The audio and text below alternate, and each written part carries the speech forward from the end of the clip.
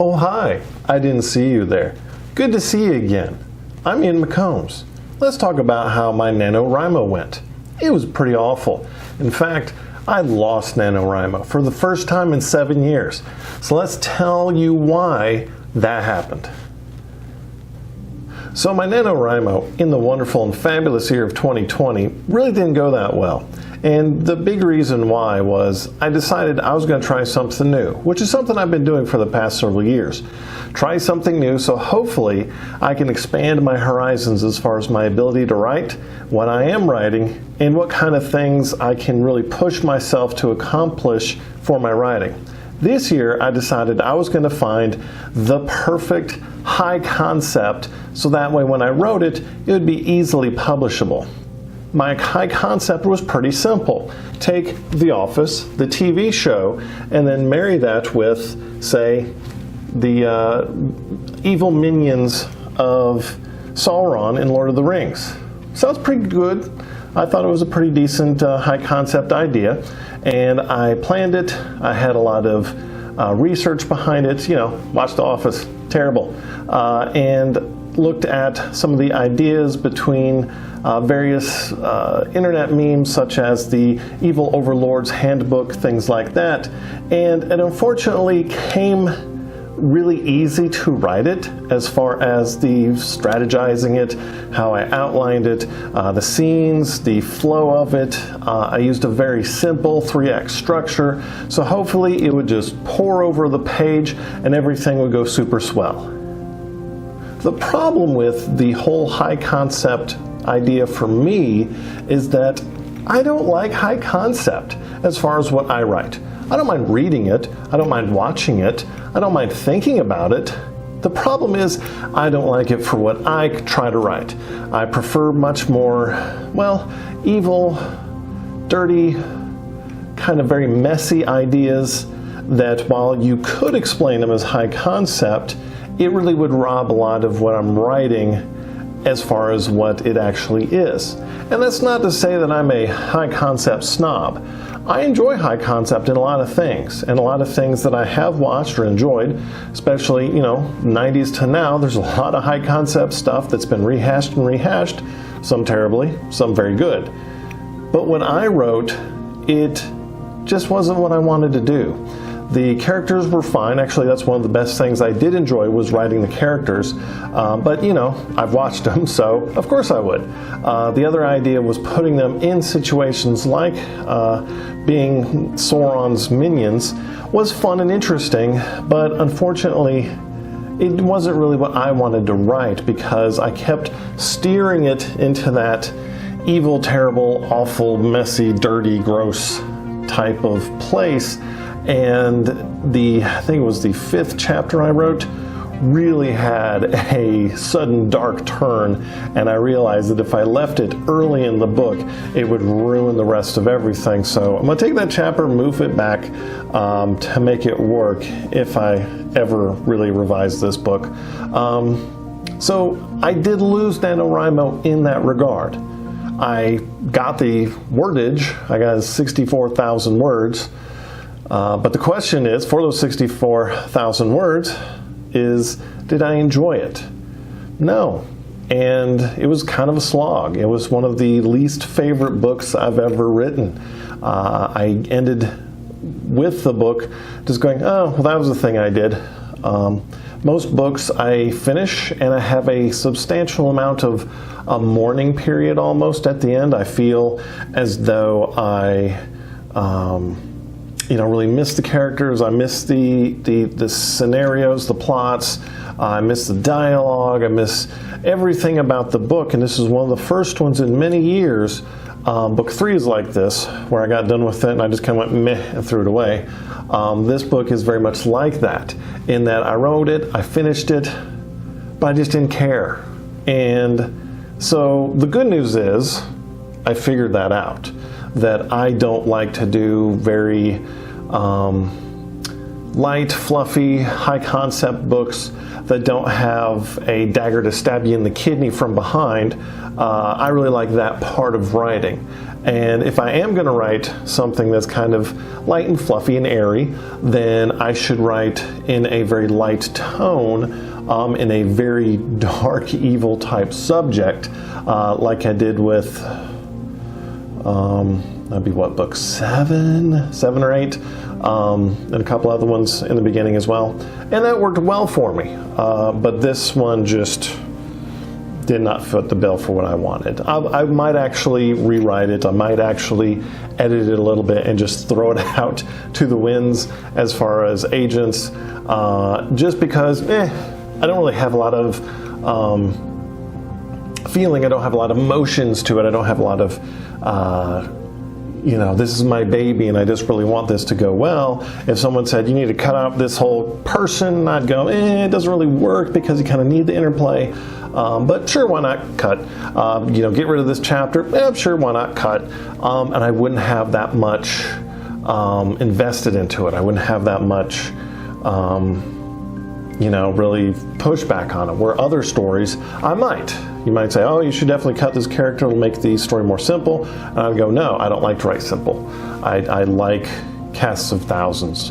I like characterization. I like dialogue. Those are my favorite things. And so putting that into this book was fun, but the rest of it was very meh, bland, didn't appeal to me. So I won, but I lost. Wake up, computer. Computer, always falling asleep. What can you do with them? So the big experiential thing, the big lesson in this is write what you love, write what really appeals to you. Don't compromise with that, because if you are miserable in your writing, that's not helpful to you. It's not helpful to your readers. It's not helpful to anybody. So definitely write what you love and what you really appreciate. If you do have a concept that you want to write, I have several literature books, concepts that I've thought about writing. They're very deep, personal books, but I don't know if I really want to write them, just because I'm not a fan of literature and I don't necessarily like writing them. And I think if I did write them, I would constantly, desperately shift them into some sort of speculative fiction genre just because of that. So that's a good part of learning about your writing is, what do you enjoy? What don't you enjoy? What's important to you and what's not important to you? And I've come to the realization through this process for 2020, which, hey, if you're going to waste a NaNoWriMo, might as well be 2020, right? That perhaps I need to go the self-publishing route, because while I can do high concept, it's kind of like writing a song and becoming rich and famous for that song, but you absolutely detest the song. And I'm sure there are a ton of videos out there that you can see on the interwebs, especially the YouTubes, where there are a bunch of singers, songwriters, musician groups, all these people who have a certain song that they absolutely hate, but it's the reason why everybody knows their name, it's where they got all their money, and they're miserable because of that. So I don't necessarily want to be that guy known for those books that I just, people say, oh, I loved your book, here, sign my book, and I I look at them and I just go, arr, arr, arr.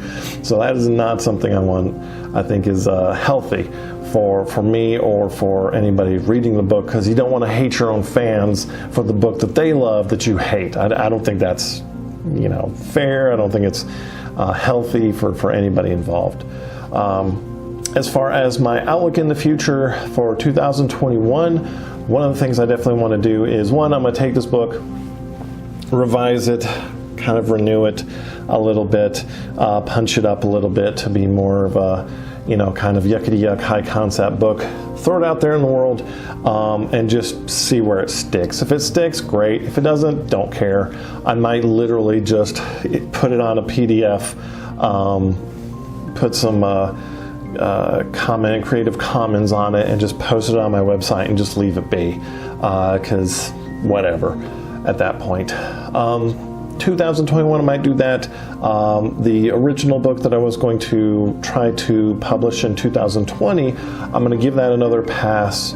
I want to put that into a deep, here's what I'm actually going to do with this book, and really try to push that as not publishing in traditional publishing, but I think self-publishing may be the route that I'll go on. But to do that, you need some sort of advertisement. You know, you have to have some social media presence. You have to have a website that doesn't look terrible. So there's going to be a lot of work in that. I'm going to renew the website. I'm going to go back to social media. One of the things I'm going to do, because 2020 wasn't healthy for me as far as social media is concerned, which is why I disappeared, I'm going to get a specific tablet, laptop for just social media. So Twitter, Facebook, Instagram, that's just going to be there so I can close it and push it away and not see it until I decide to post more things. Having it on my phone, especially during 2020, was a bad idea, as I tend to get involved with people and situations too much. I have a lot of empathy. I have a lot of, you know, I'm very empathetic, and so I tend to get into people, and I tend to almost vicariously live their lives in a certain way, which is great for being a writer, but can be very bad when a lot of people are hurting, and a lot of people have been hurting very badly in 2020. So I think having social media be on somewhere where I can just push it away, put it away, and not look at it for a day or two until I post more content, I think that might be the best idea for me. So renewing the website, getting back on social media, doing another pass on the book that I do want to self-publish, and then really going into, I want to find some paid beta readers. And the reason why paid beta readers is because the friends and family, well, I love them, I love you dearly, nobody's really given me that much feedback on my book. The ones that I really want to publish, and so it's been heartbreaking for that. However, in good news, this year I did write 2 other books. I had plans to write 4. I ended up writing 3, one that just can't stand, but there it is. One of the 2 books I actually gave to my mother, and she said, I loved it, I couldn't put it down, which was probably, and it's my mom. I love my mom dearly. She's my biggest fan, loves everything I read. I write, loves reading it, but, you know, it's my mom. And so, of course, she's going to say that because she's my mom, and I love you, Mom. But that was a great compliment. It was one of the first times I'd ever actually heard that about my writing. So, you know, it was a fun book. That was really great. It was, you know, I think I started it in June, May or July, somewhere around there, and I just pushed myself. This is what I'm going to do. I'm kicking myself in the butt. I'm going to get back into writing, and it was wonderful. Absolutely loved writing that book. The next one after that, adored writing it. Both of the books are very strange and odd. So that was, because I love strange and odd. I'm like Winona Ryder and Beetlejuice like that. So find what you love, write that, and find the things that really speak to you, do that. If you try to go against yourself, it's not necessarily going to be the best for you. So let's talk about some people who have also lost NaNoWriMo. So there are 2 YouTube channels, bunches that I actually watch a lot for writing advice or writing community, that sort of thing. People on BookTube, AuthorTube, WritingTube, whatever you want to call it. But there are 2 people that kind of put this idea out there that I thought was really interesting. Is ShaelinWrites and Rachel Writes, which I'll put their some videos and channel descriptions, links in the downstairs. Had a whole idea putting it out there of, hey, let's lose NaNoWriMo rather than desperately going forward to win it and push yourself, especially in 2020. Really kind of put it into an idea of losing it on purpose, so that way you give your writing craft, you don't put yourself in such a frenetic state of writing. Various other things as well. Like I said, watch the videos. Pretty good explanation of their whole concept and conceit for it. And I had got into it actually going, no, I'm going to win, and gosh golly. And, there have been several years where I've done various things. I think it was last year was it last year I wrote a romance? I think last year, 2019, I wrote a romance. Was that nearly romance enough to be a romance now looking back on it? But nonetheless, I wrote it in a style of a romance, so it was definitely a different way of writing.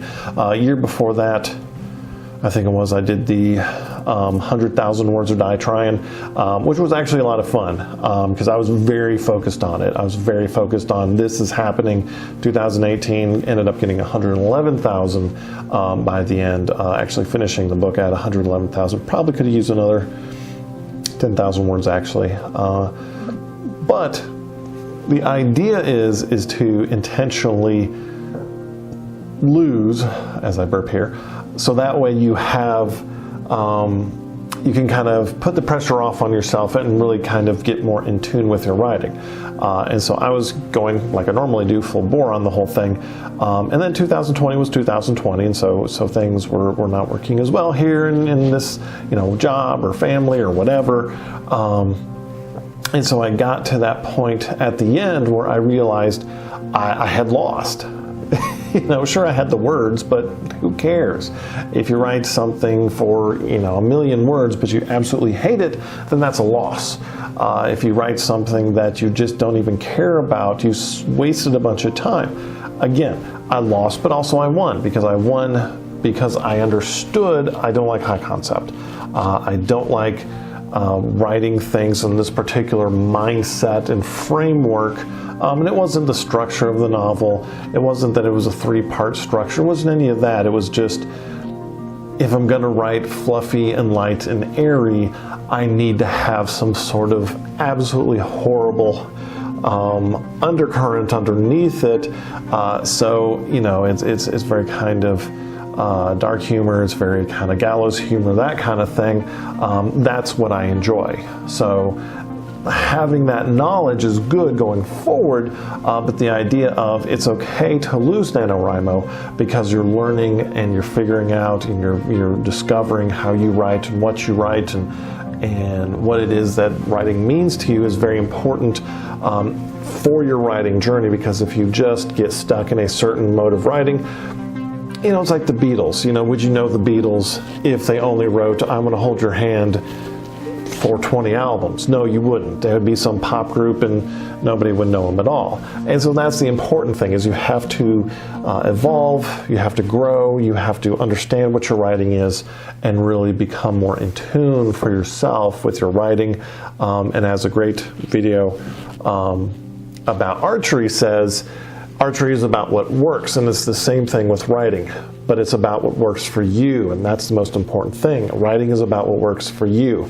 There are standards, passive voice and then show, don't tell, and that kind of stuff, but you have to work within what works for you. And there are experimental things that may work for you and work at a great literature level, but don't necessarily work in genre fiction. Because mark my words, one of these decades, adverbs are coming back. They're going to be everywhere, and adverbs are just going to be the new hotness after so many decades of destroying them and not using them. I think at some point that type of literature is going to come back at some point, because people are just going to want flights of fancy with just ridiculous amount of wordage or something like that. I don't know, I could be wrong. It may be a while, but just I've always thought that it would be. So anyway, that's my video on NaNoWriMo 2020. 2021, I really have no idea what I'm going to do for that. This year, I had gone back and forth what I was going to do pretty much until mid-October. So I don't really have a clue what I'm going to do next year. I don't really know what my goals are. My goals are, getting my writing platform up to snuff, throw this 2020 NaNoWriMo book out there just to see what sticks, if it does stick, at agents, but really concentrate on making an author platform so that way I can actually self-publish the book that I actually think is worth publishing, to start a whole series and go from there. So anyway, that's me. Hope you're doing well. Hope 2020 ends for you better than it started, or especially in the middle parts. Everybody stay healthy, stay warm. I hope your writing brings you peace, love, and happiness. Because it didn't for me, and that's okay.